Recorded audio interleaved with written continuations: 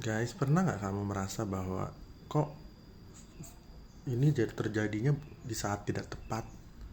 Misalnya, ya kayak aku deh. Aku kan baru mau buka usaha kecil-kecilan, ya kan? Tahu dong kalau orang mau buka usaha itu habis gitu.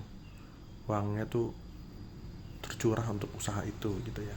Tiba-tiba mobil nih udah 2 tahun, aku tunggu-tunggu pada saat itu mobil ini kenapa nggak mati-mati ya, akhirnya segala macam awet bagus, karena yang biasanya setahun udah habis nih gitu. Dan beberapa hari ini tuh aku feeling nih udah 2 tahun, feeling banget bahwa ini aki kayaknya udah mau mati nih, kayaknya di starternya udah mulai agak susah ya kan, terus tanda-tanda tuh gitu. Jadi ini adalah salah satu aku bilang di luar kontrol kita. Jadi nggak semua hal yang bisa kita kontrol ya, omongan orang, eh, apa namanya, kecelakaan di jalan, kita udah safety aja ada orang yang membuat celaka. Terus seperti aki mati gitu loh, kita nggak bisa tentuin waktunya, mati dong kamu sekarang nih, aku lagi pegang uang, nanti jangan mati pada saat tidak pegang uang gitu. Jadi hidup ini ada hal-hal yang kita tidak bisa kontrol, yang adalah kita ikhlaskan, kita relakan, kita belajar dari situ.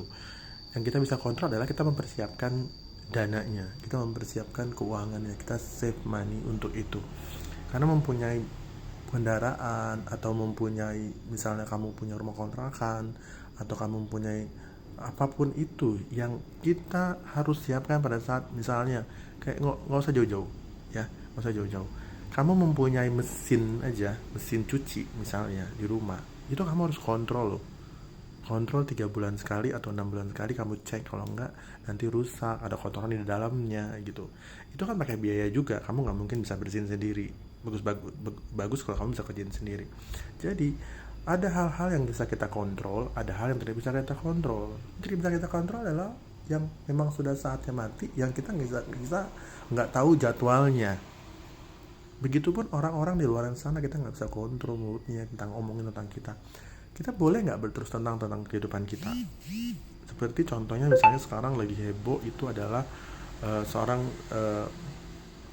apa namanya tuh, seleb TikTok yang tinggal di Australia, dan dia mengatakan bahwa dia adalah seorang LGBT ya kan gitu. Sebenarnya hal seperti ini ranah pribadi, tapi mungkin dia sudah tidak nyaman daripada ada orang yang bongkar tentang dirinya ya kan gitu.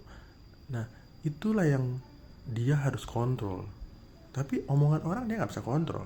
Dulu yang memuji dia karena dia membantu satu satu daerah untuk maju ya, tapi dengan dia bicara tentang dirinya, orang akhirnya jelekin dia segala macam gitu.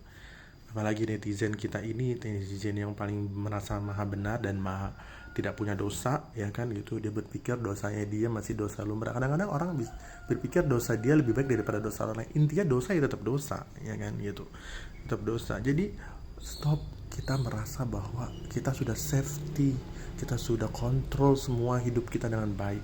Percayalah, hidup kita itu di tangan Tuhan. Kejadian di luar sana itu juga di atas izin Tuhan.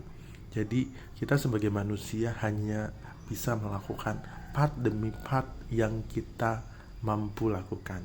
Jadi jangan paksakan diri kita seperti Superman, superhero, atau bahkan kita menyamai ya, menyamai mungkin malaikat segala macam, tidak bisa. Ya, kita harus menjadi manusia yang seutuhnya, manusia yang berbuat baik.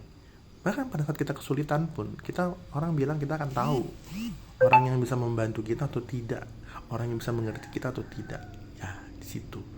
Jadi kita, ya, kita perbanyaklah apa namanya ya, eh, mengerti pada diri sendiri bahwa hidup ini memang keras, hidup ini ya perjuangan, hidup ini ya lelah, hidup ini ya capek.